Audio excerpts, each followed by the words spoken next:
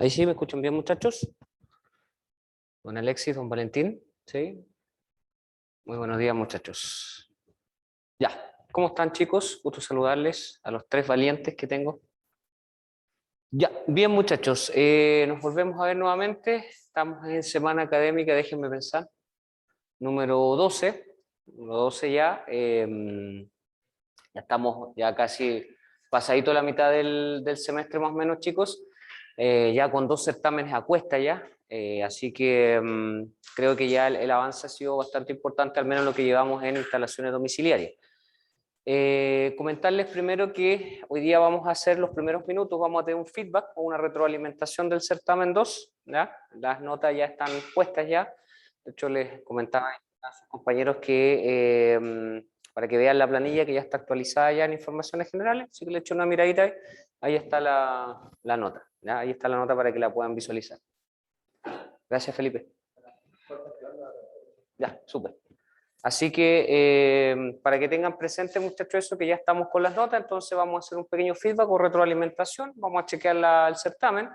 Como ustedes bien saben, chicos, la verdad es que yo... espera un poquito. Espera un poquito. Se me congeló el mouse. Ahí sí. Para que admitir a los demás. Ya.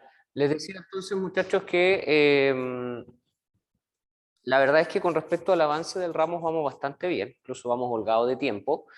Y hoy día vamos a partir con lo que es la teoría de instalaciones eléctricas.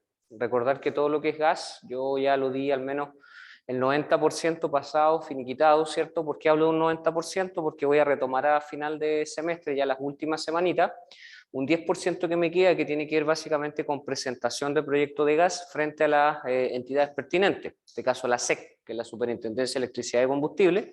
Entonces ahí voy a retomar nuevamente gas y electricidad juntos y la idea es que sepan cómo o cuáles son los requisitos para presentar un proyecto en este caso, cuál es el papeleo que hay que hacer y todo lo demás, ¿ya? Para que tengan al menos ese conocimiento, en caso que ustedes en obra, como responsable de obra, les toque el día de mañana, por ejemplo, presentar el proyecto y hacer la tramitación. Ahora, ustedes lo que van a hacer es que finalmente no van a firmar los planos ni nada de eso, pero en el fondo tienen que saber cómo llevar adelante el proceso. Ahora, cuando yo hablo de firmar planos, a no ser que usted se especialice, como yo les comenté, parece a inicio de semestre, no sé si les dije o no, usted obtenga la certificación SEC, ya sea para instalador de gas supervisor o instalación de eléctrico supervisor, ¿ya? Que no sé si les comenté o no, pero todo lo que tiene que ver con el tema de instalaciones de gas está en convenio con la UTEM, la Universidad Tecnológica Metropolitana en Santiago. Ellos son los encargados de dar la certificación. Entonces usted, por ejemplo, si no tiene experiencia, tiene que dar un examen, le decía yo, para la parte eléctrica, va a Santiago, a la UTEM, la CUTEM, la Casa Central. Ahí lo que hace usted es que en este caso dice que da el examen, ¿cierto? Tiene que pagar, no me acuerdo cuánto es en estos momentos, yo estoy hablando unos 12 años atrás, ahí me costó algo así como unos 400.000 pesos aproximadamente. Eso le da derecho a rendir el examen 3 veces, ¿cierto? La parte escrita, la parte, vamos a decirlo así, teórica, y después tiene que dar unas experiencias prácticas, que son básicamente en general lo que estamos haciendo en taller, un 9.2, un 9.24, un 9.32 y un circuito de combinación, ¿ya? Eso es básicamente el examen. Para la parte práctica también tiene 3 oportunidades y con eso, ¿cierto? Usted se puede certificar y una vez que obtiene el resultado, ¿cierto? Le dan la certificación de instalador. Para lo que es la otra parte, hasta hace un tiempo atrás nuestra universidad estaba dando la certificación, pero si no me equivoco que la tiene ahora es la Universidad de Santo Tomás, también la sede es de Santiago también, porque es como que para que entiendan, las universidades se van rotando para dar esas certificaciones de instalaciones. Y para lo que es el agua, me parece que en estos momentos este año lo asumió la Universidad de Chile, creo, también de Santiago. ¿Ya? Siempre casi todo se centraliza allá. Pero como le digo, siempre es una institución distinta que tiene las certificaciones. Que en caso de no tener experiencia, ¿cierto? Insisto, usted va, se presenta, paga, da el examen, los 3 exámenes para los 3 que le he nombrado, para las 3 especialidades, tiene que dar parte teórica y parte práctica. ¿Ya?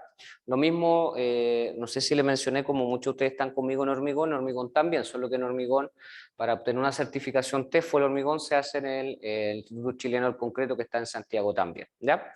Son certificaciones que finalmente le pueden ir sirviendo a ustedes para irse también especializando, si así lo quisieran, ¿ya? Y creo que es muy conveniente.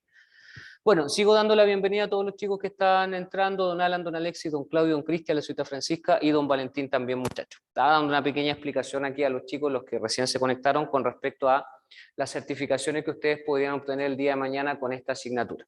Ahora, en caso de ustedes tener experiencia, por ejemplo, supóngase que usted va, ¿cierto?, al mercado y usted se comienza a especializar en algunos trabajos de especialidad, entonces usted les viene a acreditar experiencia mínimo 2 años, con contrato, certificado y todo eso, y usted ahí se evita hacer el examen y le homologan esa experiencia, ¿cierto? Y le dan un reconocimiento, ¿no? Es distinto.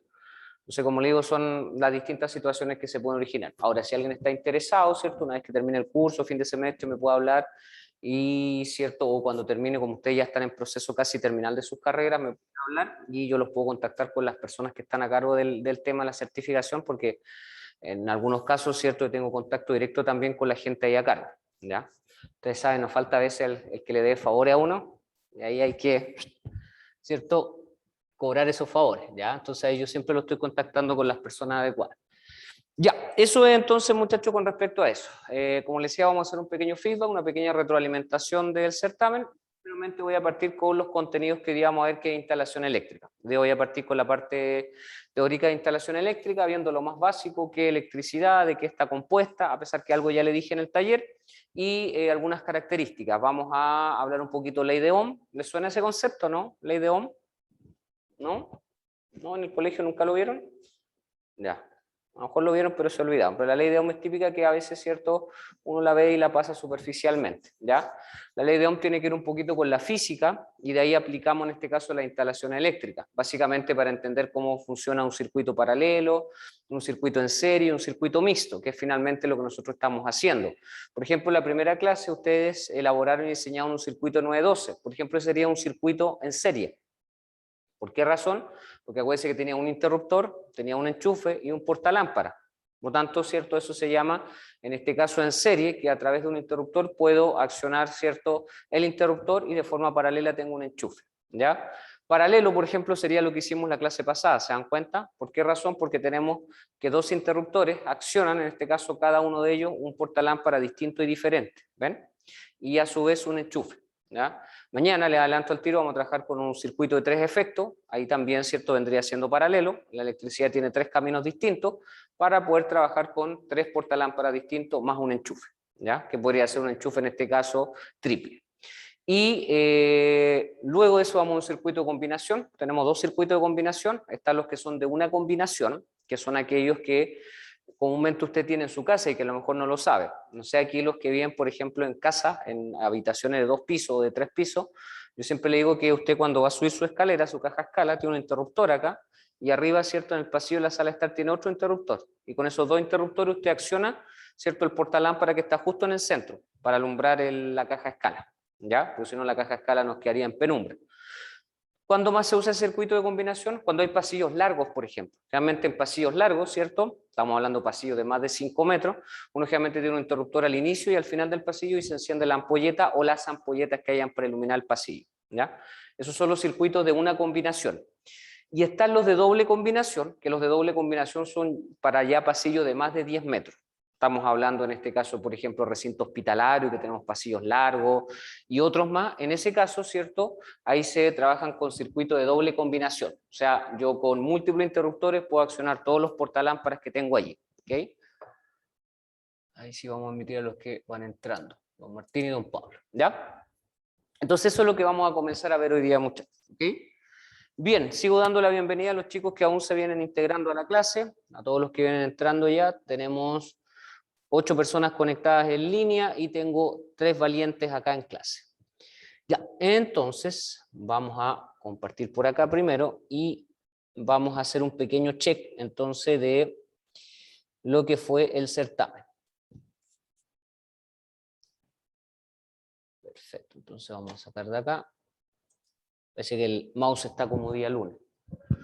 Ya, entonces vamos a echar una chequeada al certamen. Por si acaso, los que se vienen conectando más tarde, chicos, les comento que las notas ya están ya en la planilla que yo siempre les subo, que está en informaciones generales, está actualizada. En estos momentos tenemos 2 notas, certamen 1 y certamen 2, pero recuerden que hay algunas notas que yo tengo ahí guardadas, de forma acumulativa como lo es el proyecto de gas, ¿ya? Acuérdense que yo califiqué eso, me lo enviaron, creo que fue hace como 3, 4 semanas, eso es nota acumulativa para taller, más obviamente lo que estamos desarrollando ahora en taller de instalaciones eléctricas, ¿cierto? Lo que va a venir posteriormente, la evaluación que va a ser ahí final, que es cuando finalmente van a tener que no solamente presentar un circuito, cablearlo, sino conectarlo, ¿cierto?, a la red. Ahí vamos a tener otra evaluación más. Y aparte de eso nos estaría quedando desarrollar un proyecto eléctrico también, ¿ya? Así que no voten, no desperdicien el archivo en CAD que me mandaron de gas, porque esa misma planta me la van a usar para desarrollar el proyecto de gas, ¿ya? La misma planta, ¿ok? Para que lo tengan presente también, más por supuesto los informes que voy a pedir de lo que es el proyecto de, que estábamos hablando recién con el compañero, de electricidad, o la experiencia de electricidad, que van a ser básicamente 4, ¿ya? Para que lo tengan presente. Bien, echemos una miradita al certamen entonces. Ya, pregunta número 1. Dice relación, o decía relación en este caso, con lo siguiente. De acuerdo a lo visto en clase, por eso yo siempre lo dejo ver, chicos, que todo lo que yo pregunto son cosas que yo veo en clase, ¿ya? Yo nunca voy a preguntar algo que yo no haya visto. Entonces dice, en base a los incidentes que pueden ser provocados frente a un escape de GLP. ¿Qué era GLP? Bien, gas licuado al petróleo. Se le ruega explicar, aquí llamamos el efecto flash fire, ¿ya? ¿Se acuerdan que eso lo vimos en clase, el efecto flash fire? ¿A qué decía relación ese efecto, chicos? Los que están presencial primero, después los que están en sus casas. Calentito, abrigadito.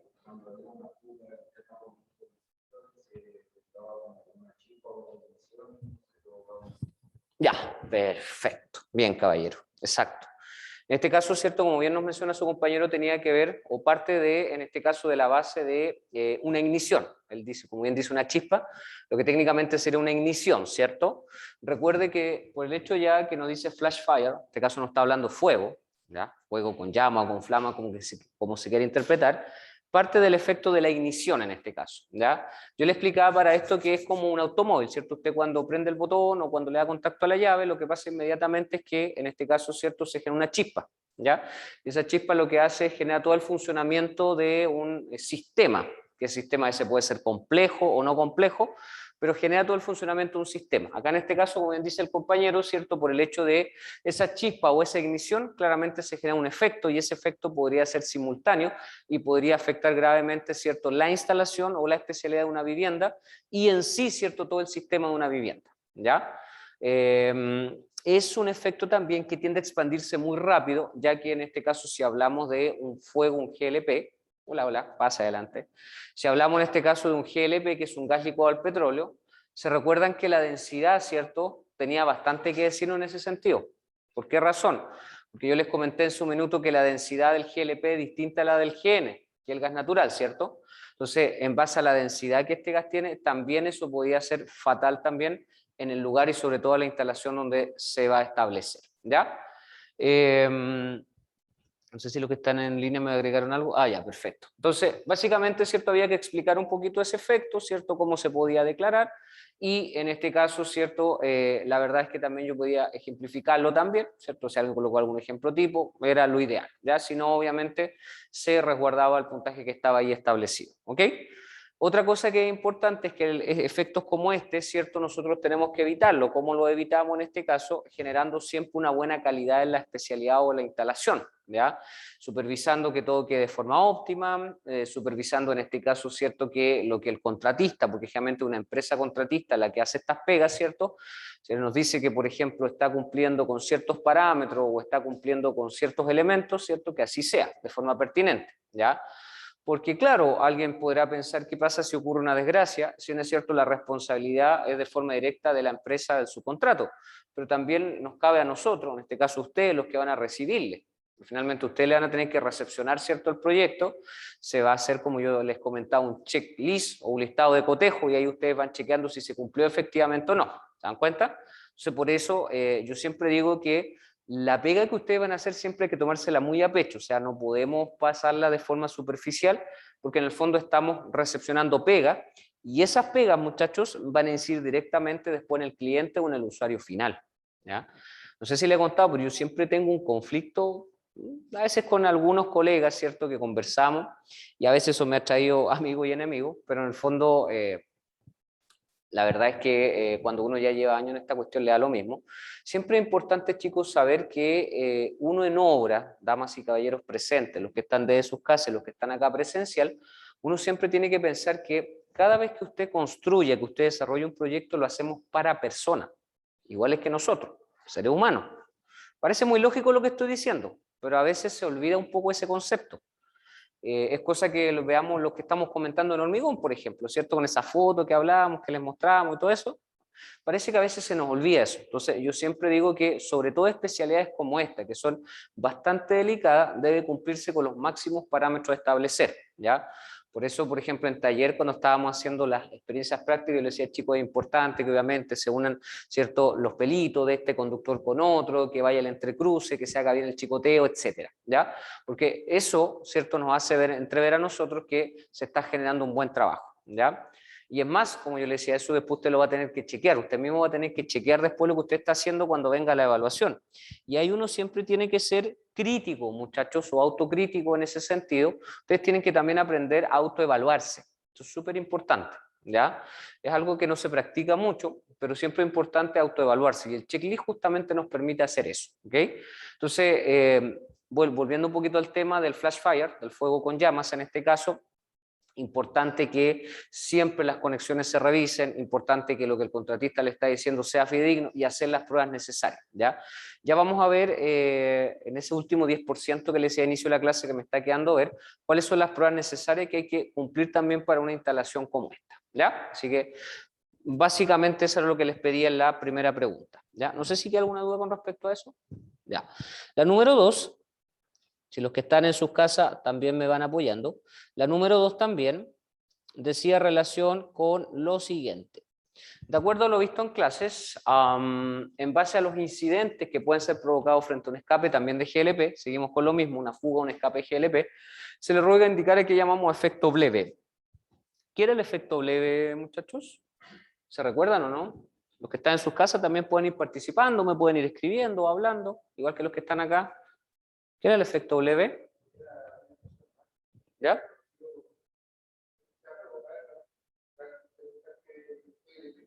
Ya. Ya, perfecto.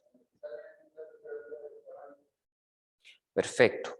O sea, si tuviéramos que hacer una diferencia entre el flash fire y el efecto leve, vamos a decir que el primero está más acotado a nivel domiciliario y este está más acotado a nivel industrial, ¿cierto?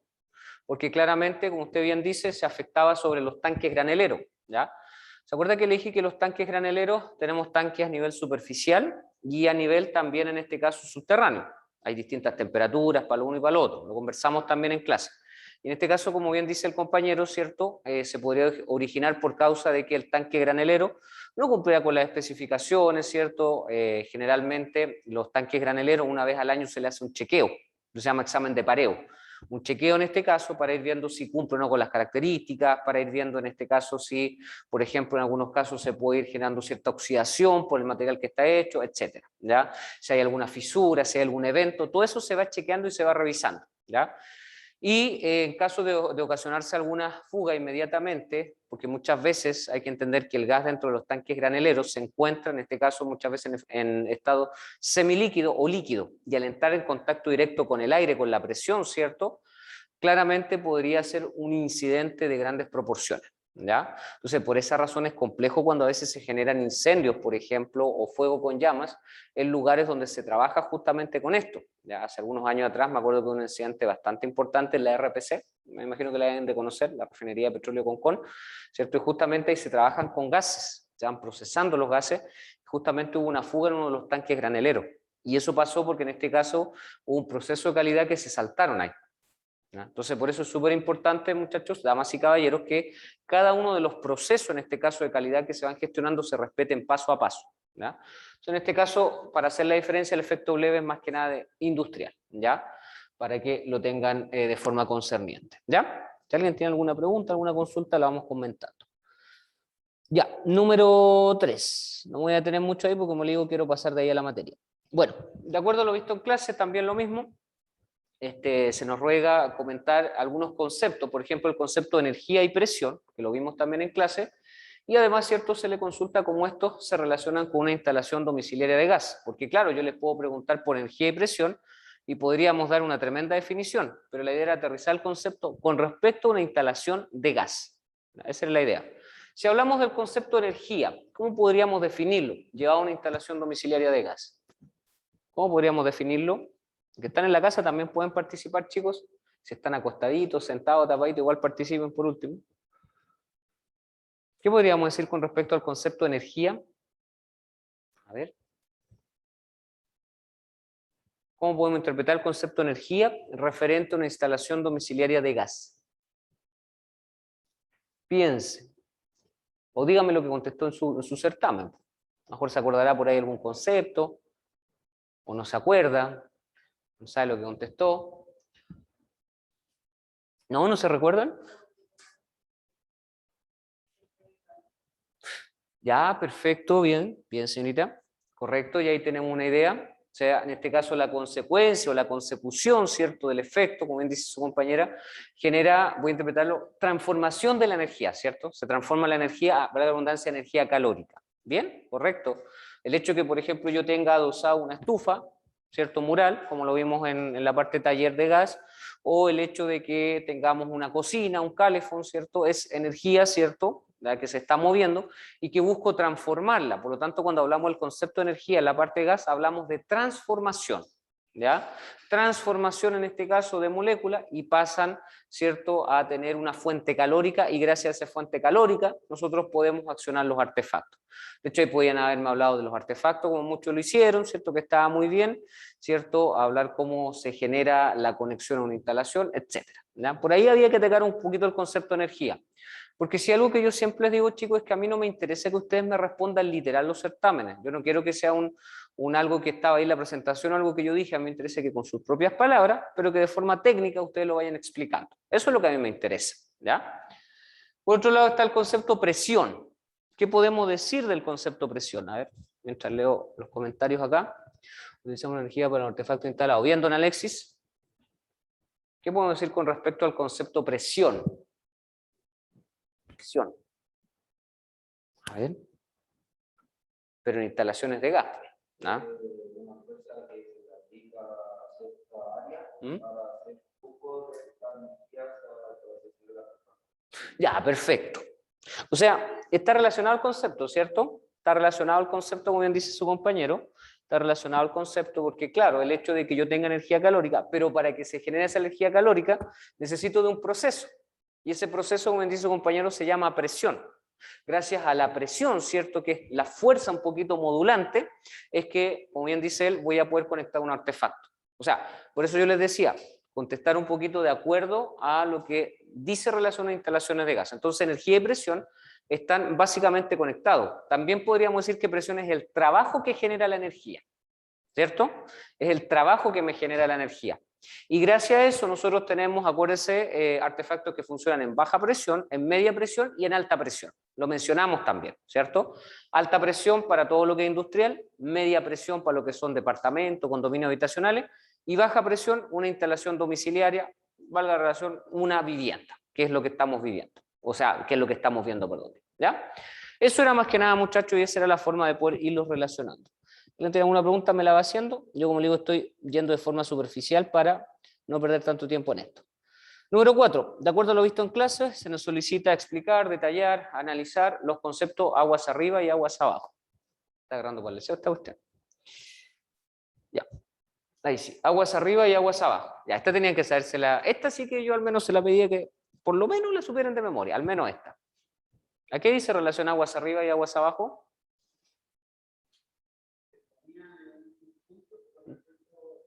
Ya, ¿eso sería agua arriba o abajo? ¿Ya?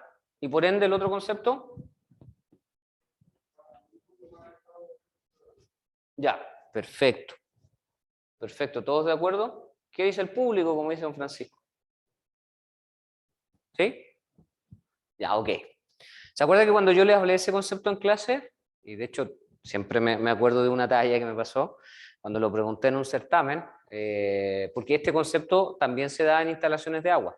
Entonces yo les decía que fue jocoso, porque en el examen me habían colocado que tenía que ver un poquito que si uno se paraba en un punto, ¿cierto? Y veía dónde venía el flujo y todo lo demás. Yo le dije, no tiene nada que ver con eso. Tiene que ver, como bien dice el caballero, ¿cierto?, con respecto a mi punto de inicio. ¿Quién va a ser siempre mi punto de inicio? En el caso del gas va a ser mi medidor de gas, mi MDG. Mi medidor de gas siempre va a ser el punto inicial, el punto 00, el punto origen. Desde ahí, obviamente, ¿cierto?, vamos a ver quién está más cerca y quién está más lejos, en base a los nodos. ¿Se acuerda que vimos el tema de los nodos, ¿cierto? Dijimos que siempre el último artefacto va a ser el más lejano, ¿cierto? Y el que está en el nodo 1 o en el nodo siguiente al medidor ese va a ser, ¿cierto?, el más cercano, ¿ya? Pero siempre mi punto de relación o mi punto de referencia, qué molestoso esta cuestión, siempre mi punto de relación o mi punto de referencia va a ser el medidor de gas. Lo mismo en agua potable, ¿cierto? Mi punto de referencia va a ser en este caso, ¿cierto?, mi medidor de agua potable, ¿ya? Eso dice relación, muchachos, con respecto a esto. Dame un segundito. Aquí hay unos pequeños problemas técnicos, parece. Ahí sí. Nada que no se pueda solucionar. Ya, ¿queda claro eso entonces, muchachos? ¿El concepto? Ya, porque ese concepto es súper importante porque, como digo, siempre hay que estarlo aplicando.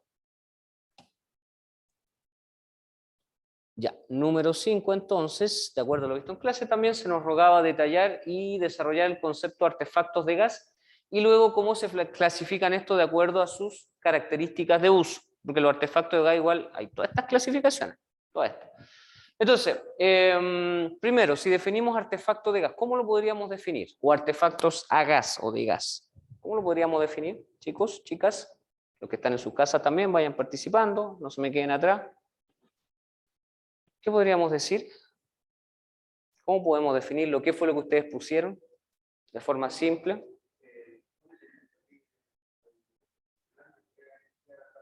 ¿Mm?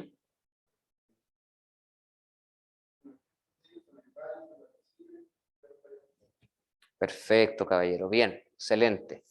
Bien.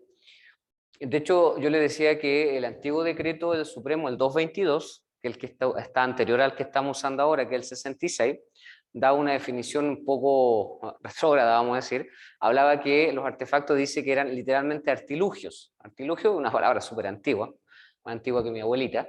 Y artilugio en este caso dice relación con un elemento, como bien dice él, que de alguna forma es capaz de transformar lo que hablábamos recién, la energía, ¿cierto? El paso de la energía a energía, ¿cierto?, calórica y entregar esa energía calórica y generar una cierta temperatura estándar, vamos a decirlo así, o un confort térmico, ¿cierto?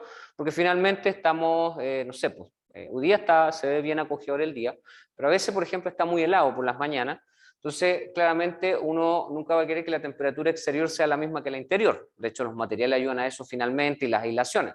Pero en estricto rigor, ¿cierto?, uno siempre va a querer una temperatura estándar, una temperatura de confort. Y para eso nos ayudamos fundamentalmente, como usted muy bien decía, con los artefactos a gas, en este caso un calefactor o un calentador. Por otro lado, ¿cierto?, las cocinas, que también nos ayudan, ¿cierto?, en lo que es la parte, en este caso, de entregar una cierta temperatura a los alimentos también. Y por otro lado, como usted muy bien mencionaba, el calefón también, que claramente sirve para supeditar las necesidades de cada una de las personas. ¿Ya? O sea, en estricto rigor vamos a decir que artefactos, por así decirlo, es un elemento, un artilugio que busca generar esa transformación para declarar una temperatura o un confort térmico. Y por otro lado nos preguntaban clasificación de acuerdo a sus características de uso. ¿Cuál era la clasificación de acuerdo a características de uso? ¿Lo vimos también en clase?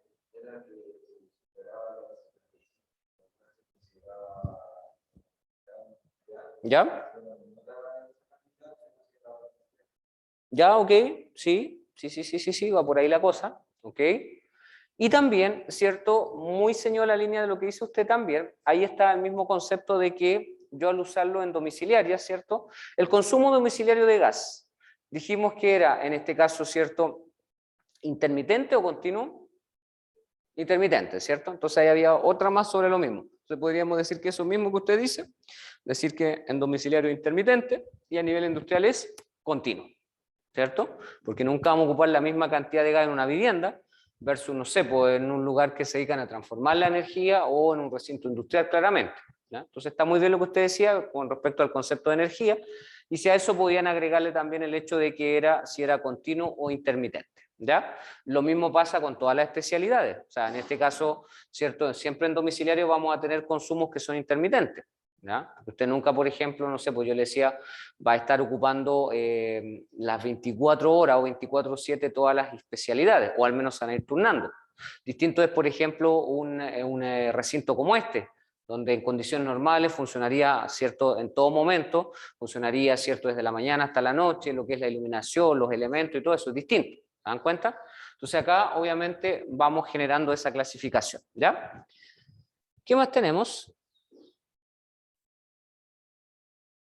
Número 6, en este caso, bueno, de acuerdo a lo comentado en clase, se solicita desarrollar y definir el concepto combustión y luego explicar combustión completa e incompleta, ¿ya? Bueno, aquí cuando hablamos de combustión, combustión tenía que ver un poquito, ¿cierto?, con que nosotros, y producto de un proceso que se desarrollaba principalmente el gas, había un proceso donde tenemos la temperatura, el comburente, ¿cierto?, y por otro lado, ¿cierto?, la ignición, se genera lo que se llama, ¿cierto?, el efecto de la combustión, que es cuando finalmente se transforma la energía. Básicamente combustión, dijimos en clase, tenía que ver con la transformación de la energía. Y ahí salían dos conceptos, la completa y la incompleta. La completa, ¿cierto?, era cuando los elementos se mezclaban de buena forma, de buena manera, ¿cierto? Y la incompleta era cuando por mala mezcla de los elementos se generaba el típico hollín que le decía yo, o los hidrocarburos, o en este caso mucha cantidad de dióxido de carbono. ¿Qué es lo típico que ocurre? Yo les decía como ejemplo, cuando por ejemplo usted tiene, valga la redundancia, un vecino, una vecina, ¿cierto?, que tiene calefacción a combustión, ¿cierto?, madera, y yo le decía, y a veces me pasa, no sé si a ustedes le pasa, uno sabe al tiro cuando le está echando buena madera o mala madera, o cuando la madera está húmeda, porque sale un olor putrefacto, sale un olor a pudrición. Eso es cuando, en este caso, se le está colocando, ¿cierto?, madera húmeda, se le coloca la madera con los clavos, plásticos, y el humo, ¿cierto?, se puede distinguir porque tiene un color bastante negruzco. Cuando tenemos, ¿cierto?, una buena combustión, una buena madera, una buena leña, por ejemplo, ¿cierto?, el humo tiende a ser un poco más claro, un poco más grisáceo, y el olor, ¿cierto?, no tiende a ser o a tener, ¿cierto?, de alguna forma la caracterización que yo le estoy dando. Aunque, entre comillas, yo le decía también en esa clase que hoy día, por ejemplo, en la mayoría de los lugares se está desincentivando el uso de combustión a leña, ya se está utilizando mucho el pellet, que yo le decía, y otros elementos más que buscan ser más sustentables y más amigables con el medio ambiente.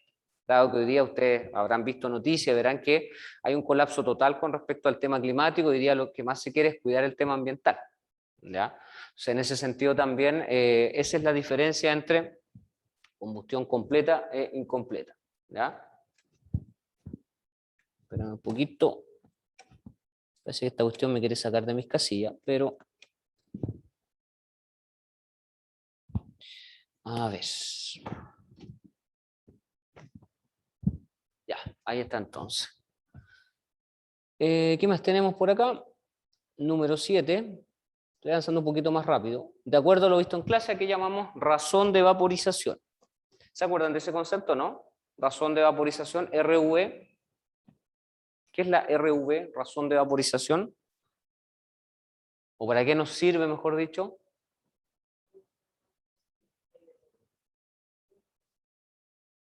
Ya, perfecto. Para saber la cantidad, ¿cierto?, de cilindros a ocupar para una instalación. Perfecto, razón de vaporización, ¿ya? La verdad es que es lo mismo que el consumo diario, ¿cierto? Ambas dos me dicen lo mismo, solo que la RV, o razón de vaporización, la calculábamos, ¿cierto?, con un coeficiente, ¿se acuerdan? Dependiendo del tipo de cilindro, tipo 15 o tipo 45, lo más común es un tipo 45, ¿cierto? Y en base a eso conocer la comuna, y conociendo la comuna, conocer la temperatura de cálculo. ¿Se recuerdan de eso? ¿Ya? Y con esa temperatura de cálculo entonces generamos el RV. Recuerden que el RV, o razón de vaporización, el resultado final es N, y N, como bien dice su compañera, es número de cilindros, ¿ya? No me da otra cosa, por si acaso, ¿ya? Porque por ahí algunos se me anduvieron confundiendo con ese concepto. N es número de cilindros, ¿ok? Eso es más que nada, o sea, bastante rápida la verdad. Voy a saltar a la siguiente. Después la número 8, bueno, lo mismo, consumo diario, era básicamente la misma cuestión, porque el consumo diario me permite evaluar también cantidad de cilindros en este caso, aunque por un consumo en este caso un poco más concreto a nivel diario, y en base a eso necesitábamos la cantidad de artefactos, ¿se acuerda? Íbamos a la tablita, página 110 del Decreto Supremo, veíamos la combinación de artefactos que teníamos. Entonces había que ver la cantidad de artefactos, la combinación, temperatura de cálculo, o sea, comuna, temperatura de cálculo, y en base a eso, ¿cierto?, saber el nivel de consumo. ¿Se recuerdan de eso? daba el nivel de consumo bajo, medio y alto, y eso dependía un poquito de la cantidad de metros cuadrados de la vivienda, ¿ya? Y con eso en mente, ¿cierto? Ya obteníamos nuestro valor establecido, y con eso obteníamos n, y n, ¿cierto? Tenía que ver un poquito con multiplicar el valor de tabla y multiplicarlo por el coeficiente estándar que ahí nos daba, ¿ya? Recordar que en este caso, por razón de vaporización y consumo diario, nos daban valores distintos. ¿Qué era lo que había que hacer posteriormente? Tomábamos el más desfavorable, significa el valor mayor. Eso lo digo porque después venía una pregunta de cálculo y algunos se confundieron y colocaron solamente el valor de la RV, u otros colocaron el valor del CD, consumo diario. Había que calcularlo por los dos y después, ¿cierto?, el valor mayor, llevarlo, ¿cierto?, colocarlo ahí, y ese valor obviamente declararlo después por la cantidad de baterías de cilindro, ¿ya? Número 9, más rápido por acá. Ya, la pregunta 9 decía, bueno, nos consultaba en base al cálculo de pérdida de carga, nombre de cálculo de gas, ¿cómo podemos desarrollar o cómo podemos saber que el cálculo está correcto para una memoria de cálculo, ¿cierto? Y ahí lo que usted tenía que explicarme es que lo que nosotros teníamos que hacer es que sumando todas las pérdidas de carga, ¿cierto? ¿Ya? O mejor dicho, más que sumando, tomando el último valor, mejor dicho, de la pérdida de carga acumulada, recuerden que siempre el acumulado, teníamos que ver con cuánto quedábamos, ¿cierto? Si nos daba en este caso 120 o 150 pascales, dependiendo si era para un consumo de gas natural o gas licuado. ¿Se recuerdan de eso, cierto? Esa era la forma de corroborar si la memoria de cálculo estábamos diseñando de buena forma o de buena manera. Incluso yo me acuerdo que con varios comentamos ahí que algunos no les daban, entonces se acuerda que hicimos ajustes, algunos redujeron diámetro, porque esto se va tanteando el diámetro, otros cambiaron, por ejemplo, las distancias, cortaron distancias, otros tuvieron que alargar distancias, otros tuvieron que cambiar las posiciones de los artefactos, hasta eso le influyó. ¿Ya? Por ejemplo, algunos, no sé, pues partían con la cocina, y lo que hicieron fue que la cocina la dejaron para el final y dejaron el calefón primero. Y eso justamente les ayudó para que le diera un poquito las pérdidas de carga establecidas, ¿ya? Así que con eso nosotros podemos medir obviamente si la memoria está buena o no. Eso era el 9, 10.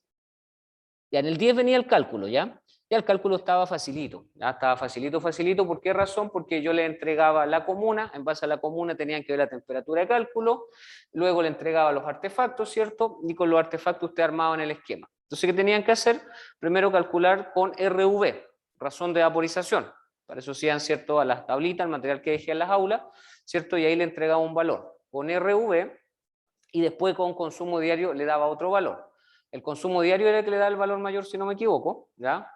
Aproximándolo tenía que darle 2, porque daba 1, y algo. Entonces, no se olviden de eso. ¿Cuál es la interpretación que hay que hacer? Porque muchos no le supieron dar una buena interpretación. La interpretación correcta es 100, consumo diario, creo que en razón de vaporización daba 0, y algo, si no me equivoco, y en consumo diario 1, y algo. Entonces, ¿quién es mayor en este caso? Consumo diario, porque ese 1, y algo se llevaba a 2, acuérdense, al entero mayor. Eso significa que si me da 2, tengo 2 en servicio o en operación y 2 en reserva. Por lo tanto, ¿cuántos cilindros tenemos que tener? 4 en total, ¿cierto? 4, ¿ya? No era que iban a tener 1 en funcionamiento y 1 en reserva, no, no. Como eran 2, había que sumarle 2 más, eso yo lo expliqué en clase, por lo tanto teníamos 4. Y si le hubiera dado 4, hay que hacer 4 más. O sea, hubieran tenido 8. 4 en reserva y 4 en operación. Ese es el cálculo. Ahora, yo sé lo que muchos me decían que, estamos comentando, no me acuerdo quién me preguntaba, por ejemplo, claro, eso en la realidad a veces no se tiende a hacer porque a veces, obviamente, el consumo es tan ínfimo y es tan mínimo. Pero, por ejemplo, en un condominio habitacional, en un conjunto de departamentos, claramente ese cálculo sí se tiene que respetar porque el consumo es mayor, ¿ya? Y eso es lo que ustedes van a tener que ir viendo después. Ahora, también el consumo, yo le decía, se podría calcular con cilindros tipo 15, pero ¿qué nos aconseja el decreto supremo? Que siempre lo declaremos por cilindros tipo 45, un poquito por, obviamente, la cantidad de consumo que nos entrega. Ahora, el otro día también hablábamos otra cosa con un colega, es que hoy día, ya que los combustibles se han disparado también, el precio hoy día ha subido, el valor incluso del cilindro de gas también se ha disparado, no solamente el petróleo, el diésel, la benzina y todo lo demás, entonces claramente eso afecta, ¿ya? Entonces, por ahí también es importante ir modulando eso. Ahora, el cálculo uno también podría ir jugando con él, ¿ya? En la medida, obviamente, que se requiera, ¿ya? Ahora, por ejemplo, si estamos en una zona donde tenemos temperaturas bajo cero, donde comúnmente el clima es muy gélido, por ejemplo, hacia el sur, Punta Arena, Coyhai, que le encargo ahí, no sé si alguno de ustedes ha estado ahí o ha recibido ahí, le encargo el frío, ¿cierto?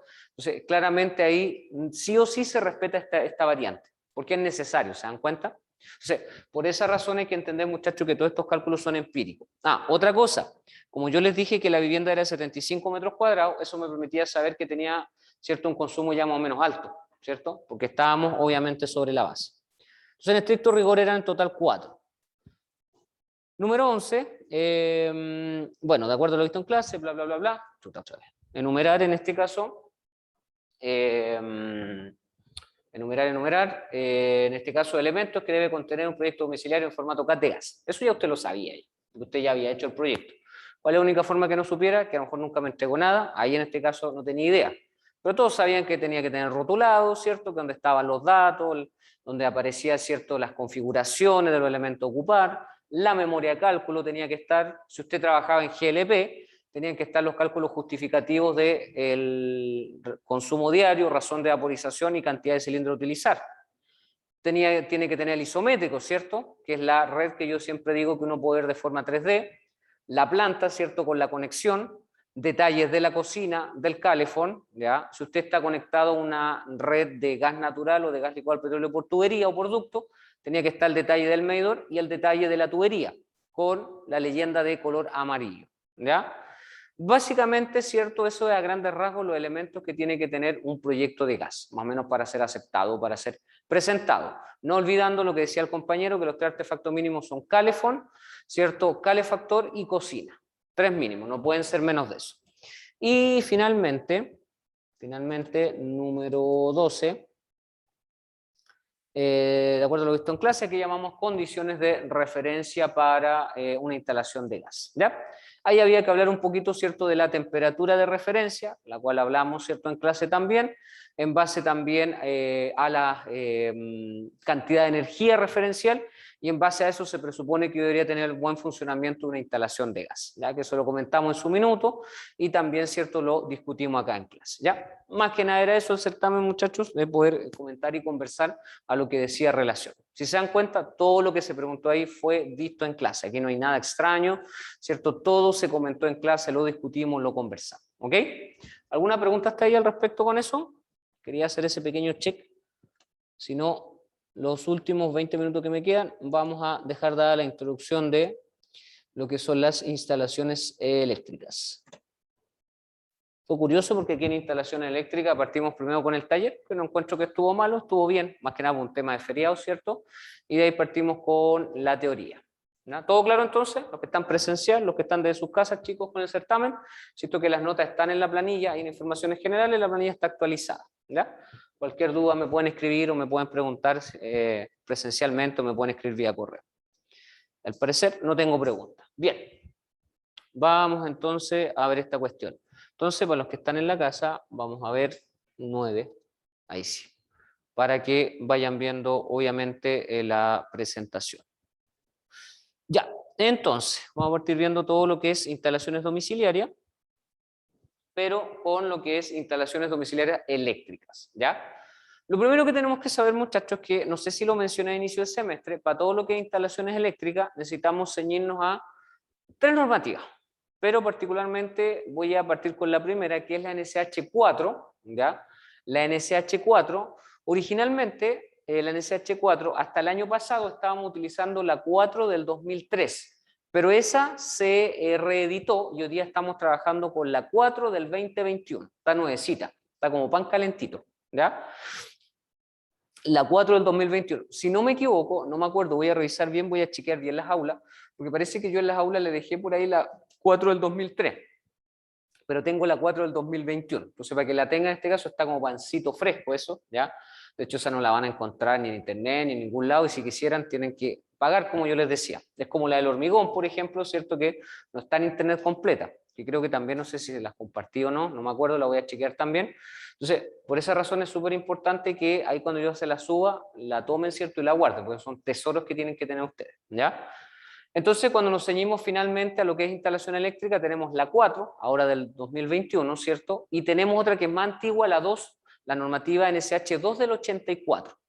¿Cuál es la diferencia? Que la 4, que recién se reeditó, nos habla acerca de lo que son los proyectos eléctricos, ¿cierto? Lo que tiene que ver con los colores que hay que utilizar los conductores, y es la 4 del 2021 la que me dice, y yo se los dije en taller también, que ahora ya no se aceptan los conductores de 1,5 milímetros.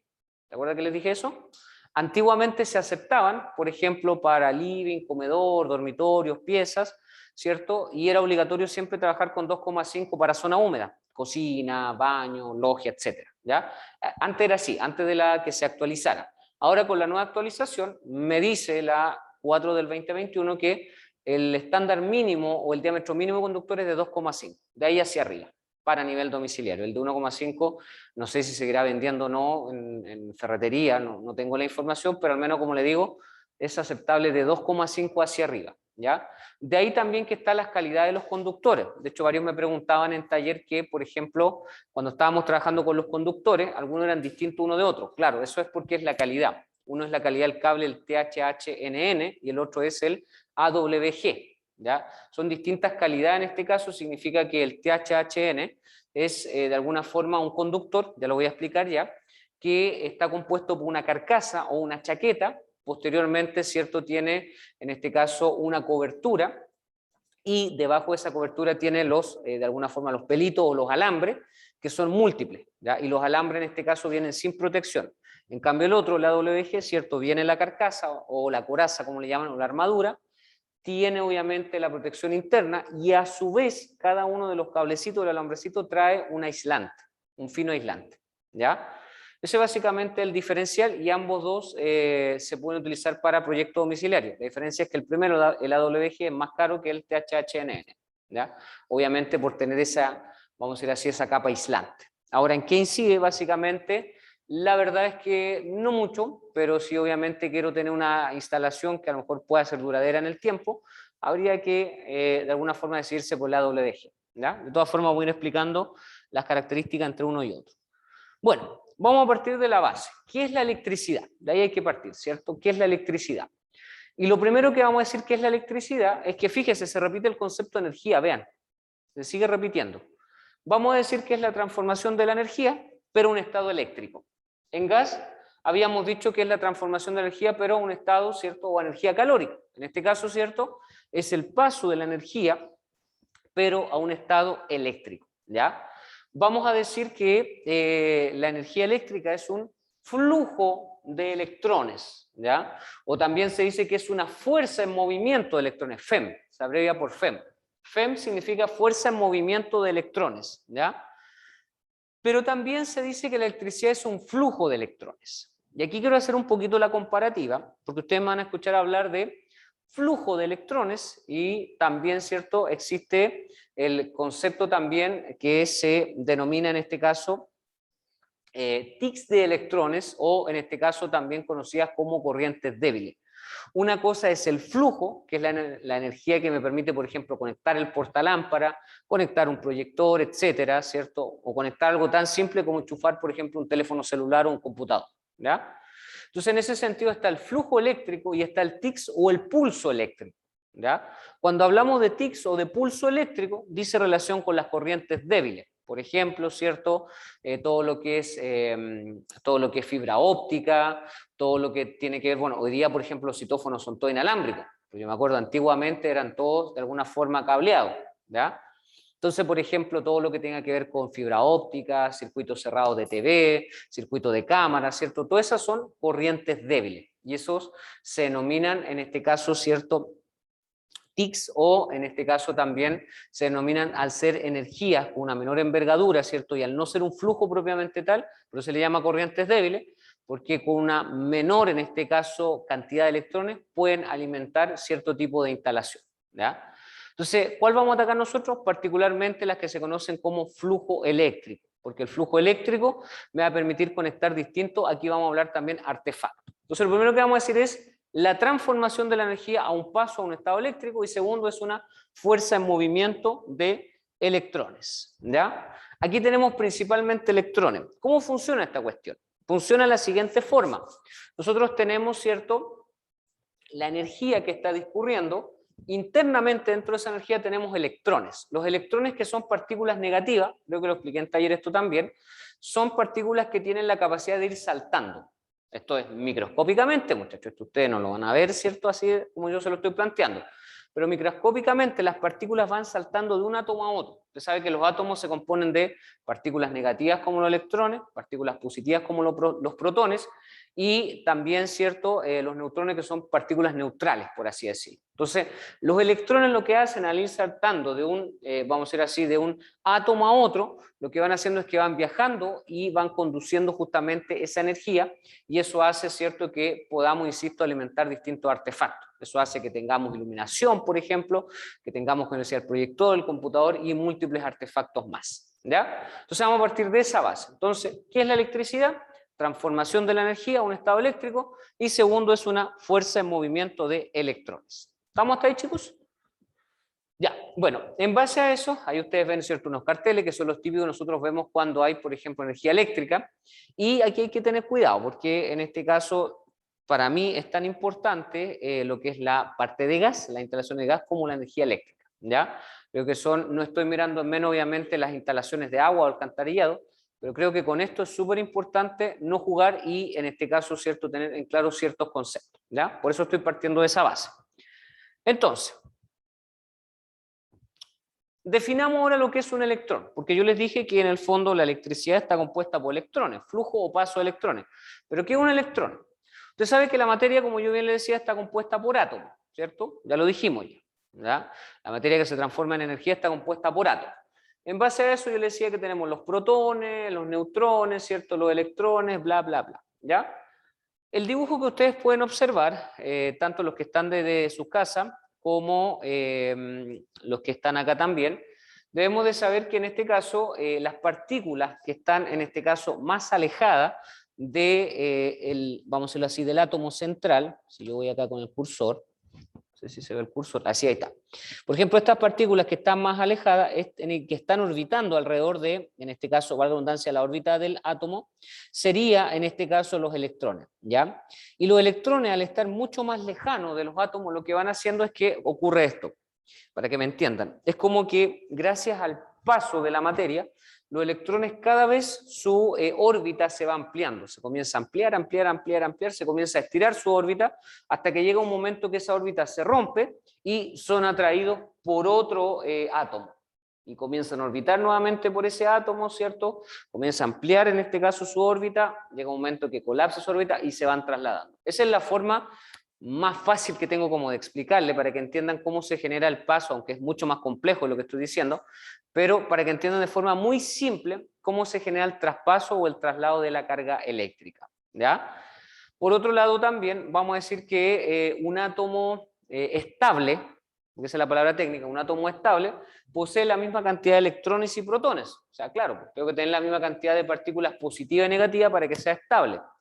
¿Cuándo un átomo es inestable? Cuando tengo o más protones o más electrones. Por ejemplo, un átomo estable, o también se le llama un átomo covalente, son los átomos de cobre, por ejemplo. El cobre como material, de hecho por eso se usa justamente el cobre o el alambre cobre o el alambrón de cobre para trasladar justamente el flujo eléctrico, ¿se dan cuenta? Porque a través de él yo tengo una equivalencia, o técnicamente se llama una covalencia de partículas, ¿ven? Entonces, en estricto rigor, el cobre es uno de los materiales. El aluminio también tiende a tener lo que se llama la covalencia o la equivalencia, ¿ya? Y por otro lado, decimos que en este caso un protón posee carga positiva y un electrón carga negativa, ¿ya? A lo mejor de esto se acuerdan, lo escucharon por ahí, lo vieron en algún momento, ¿cierto? Etcétera. Pero es importante tenerlo en consideración, ¿ok? ¿Estamos claros hasta ahí? ¿Me siguen? ¿Me captan? ¿Que están aquí en sala? ¿Que están de su casa también? Si alguien tiene alguna pregunta, alguna inquietud, ¿cierto? La idea es que lo vayan preguntando. Perfecto. Disculpen, chicos, que estaba viendo un WhatsApp ahí de la hora, estamos en entrega de hora hoy día. Ya, entonces, con respecto al electrón de cobre, ¿por qué le hablo específicamente del electrón de cobre? Que a su vez es de el átomo, también de cobre en este caso. Vamos a decir lo siguiente, vamos a decir que un átomo propiamente tal de cobre, ¿ya? Un átomo propiamente tal de cobre tiene 29 protones y 29 electrones. ¿Se dan cuenta que hay una equivalencia? Ya. Este mismo principio que ustedes ven acá, que es se le denomina electrón de valencia o de covalencia, ¿Saben dónde yo puedo ver esto así de forma bastante, vamos a decirlo así, práctica? Por ejemplo, lo podemos ver en los dispositivos de seguridad que tiene una instalación eléctrica, a saber, un disyuntor y un diferencial, que los vamos a ver a posterior, ¿ya? Cuando hablemos de sistema de protección, nosotros tenemos lo que se llaman los disyuntores y los diferenciales. Si bien es cierto, ya los disyuntores y los diferenciales están en lo que se llama el TDA, el tablero de alumbrado. Usted dice, ¿qué me está hablando? ¿Qué es esa cuestión? A lo mejor me estarán mirando raro, ¿qué es esa cuestión? El tablero de alumbrado, no sé si ustedes se han dado cuenta cuando ustedes entran a sus casas, ¿cierto? Y fíjense lo que les voy a decir, abren la puerta, generalmente a mano izquierda o a mano derecha hay una caja. ¿Ya? Hay una caja en este caso que está empotrada, y esa tiene, ¿cierto?, una rejilla, una compuerta. Usted la abre y tiene hartos interruptores. ¿Ya? Ese se conoce como el TDA, ese es el tablero de alumbrado. Dentro del tablero de alumbrado tenemos los disyuntores y los diferenciales. Todos son sistemas de seguridad. ¿Y qué me permiten? Me permiten en este caso salvaguardar la integridad suya, de las personas que residen en el lugar, y por otro lado, ¿cierto? Eso lo hace el disyuntor, resguarda en este caso la integridad de las personas al usuario, y el diferencial lo que hace es que resguarda la instalación. En caso que haya una sobretensión, una sobrecorriente, una sobrecarga, ¿qué hacen ambos sistemas? ¿Cierto? Apagan inmediatamente la conexión o impiden que el flujo pueda traspasar. ¿Cómo lo hacen? De la siguiente forma. Por ejemplo, el diferencial, lo vamos a estudiar también, el diferencial tiene internamente una capa que se llama capa bimetálica. ¿Ya? Una cuestión que se llama capa bimetálica. Esa capa bimetálica, chicos, está cargada con protones que son partículas positivas. Entonces, cuando viene el golpe de energía, ¿cierto? El flujo de energía, cuando a veces hay una sobrecarga, golpea la placa, ¿cierto? Esa placa bimetálica la golpea, estoy hablando del diferencial, la golpea, ¿cierto? Y como está cargada positivamente, ¿cierto? Se equipara la fuerza. ¿Y qué hace? Anula, ¿cierto?, el flujo eléctrico. Y eso inmediatamente hace que bajen. ¿Se han dado cuenta que a veces pasa algo y baja el interruptor? ¿Cierto? Eso es porque finalmente lo está protegiendo a usted y está protegiendo la instalación. Pero internamente, ¿qué pasó? Venía la sobrecarga, ¿cierto? Venían los electrones, imagínense que venían todos los electrones, ¿cierto? Venían todos molestos, venían para acá, venían cargados, golpean en este caso la placa bimetálica, y la placa, como está cargada positivamente, se equipara la fuerza y se hacen cero. ¿Ya? Disculpe el ejemplo que voy a utilizar burdo, pero ustedes deben de saber obviamente lo que es la ley del corte y el momento, o diagrama de corte y momento. Cuando hay un momento, ¿cierto? Usted sabe que desde ese momento, si yo tengo fuerzas trabajando ahí, tanto horizontales como verticales, se anulan, se hacen cero.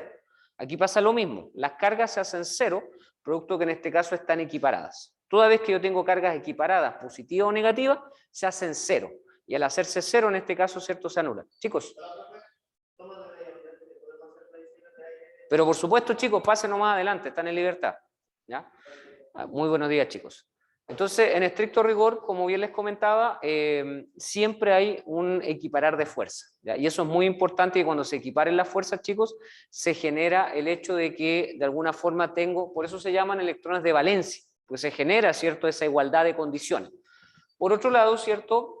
Hablamos también de este concepto que son los electrones libres, y los que están de sus casas también para que pongan atención a esto, el concepto de electrón libre, que tiene que ver un poquito con que muchas veces, ¿cierto?, hay elementos, en este caso, ¿cierto?, que tienen a veces una débil atracción desde un lugar a otro, desde un punto a otro, ¿ya?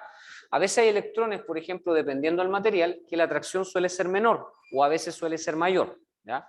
Eso es muy importante señalarlo, sobre todo cuando vamos a establecer conexión de artefactos. Ya vamos a ver cuánto es la cantidad de artefactos en este caso que requiere cierta instalación, ¿ya? ¿Se acuerda que en su momento dijimos que para gas al menos son 3? ¿Ya? Vamos a ver que para lo que es una conexión o una instalación eléctrica no tenemos, la verdad, un mínimo o un máximo, ¿ya? O sea, en estricto rigor, muchachos, es súper importante que podamos hacer ese resguardo también, ¿ya? Ahora, insisto en el concepto, teniendo partículas positivas y negativas, es que vamos a generar, ¿cierto?, que de alguna forma se active el funcionamiento del diferencial y del disyuntor. ¿Estamos claros entonces?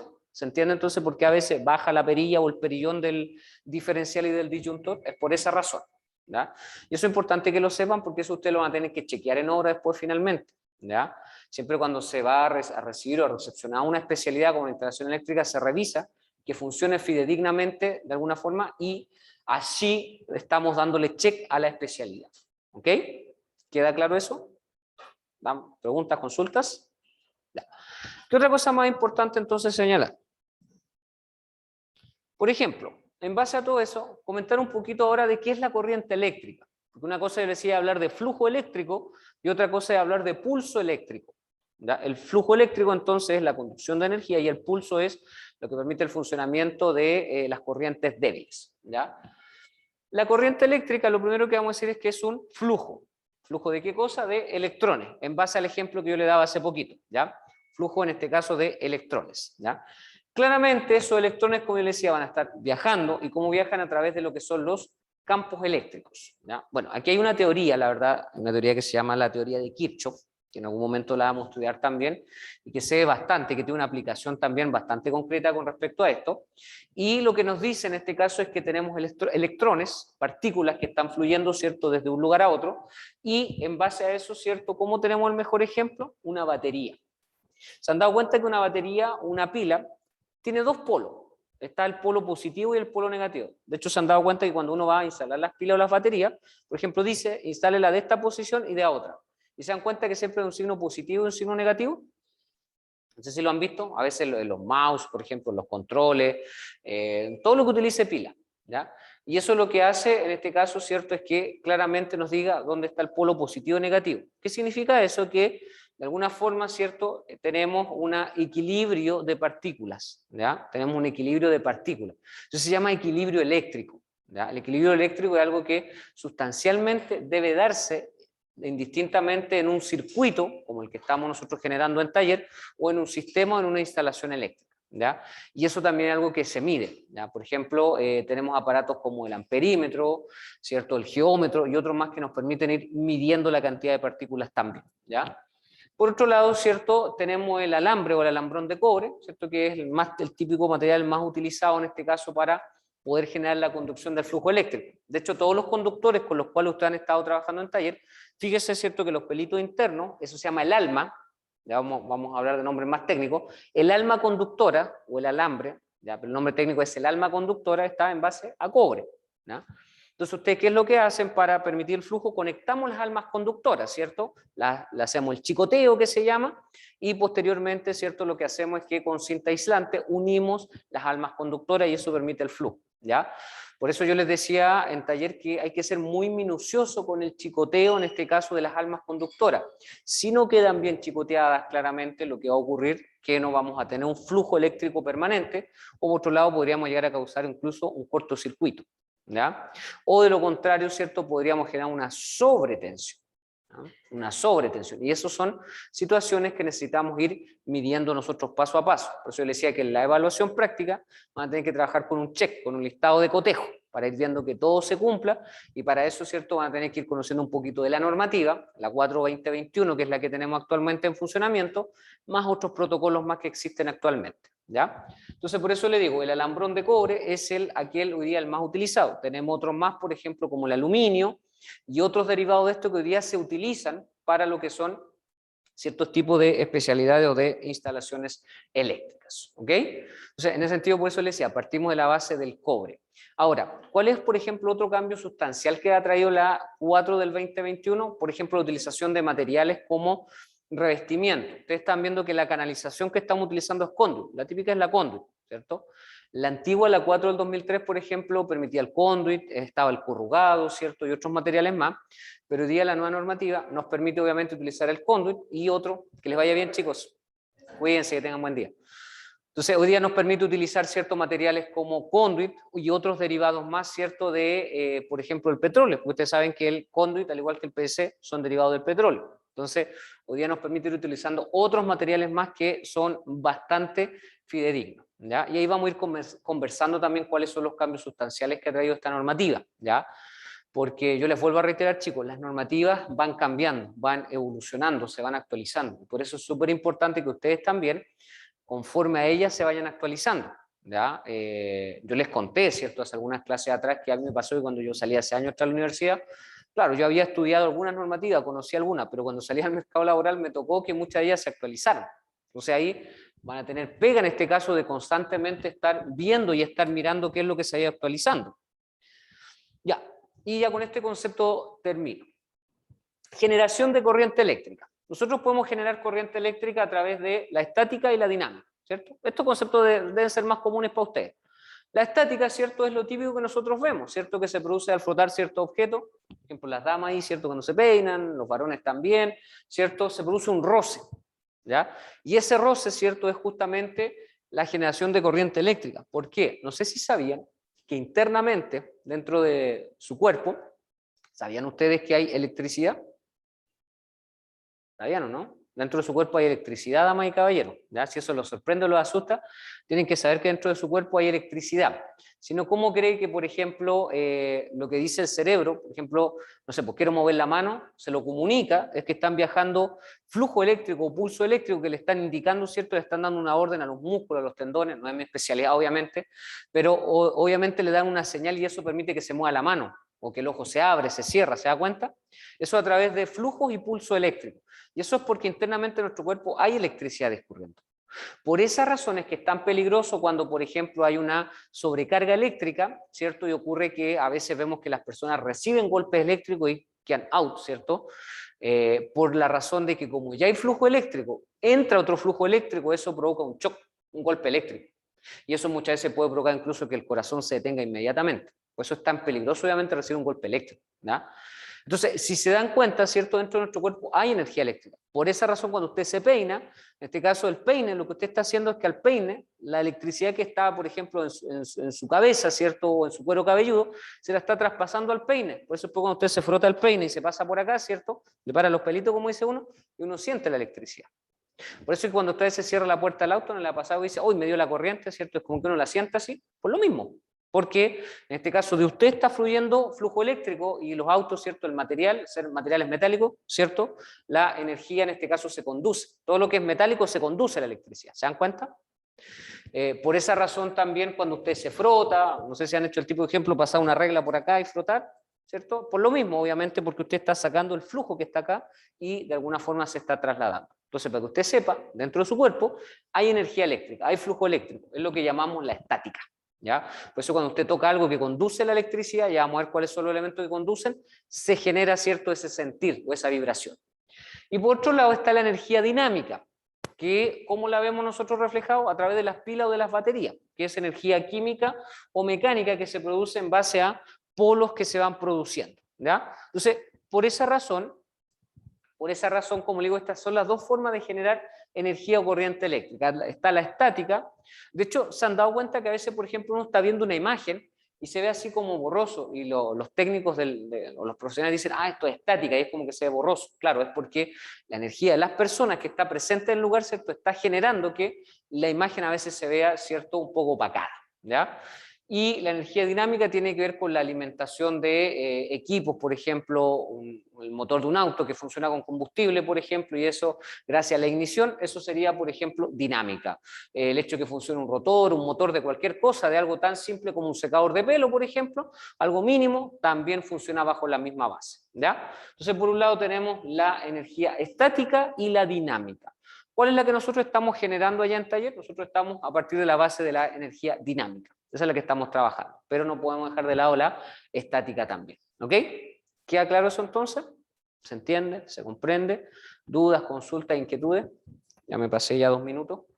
¿Dudas, consultas, inquietudes? ¿Queda todo claro esto, chicos? ¿Chicas? ¿Sí? ¿Los que están desde sus casas? Bien.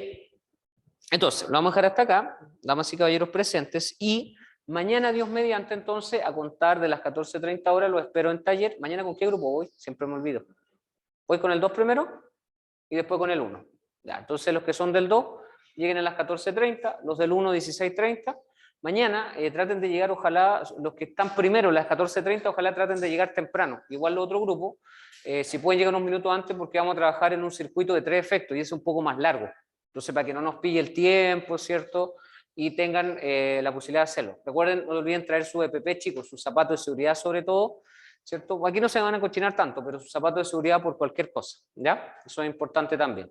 Y bueno, de ahí, por los mismos ustedes, nos volvemos a ver en el día jueves allá en la R201, ¿ya?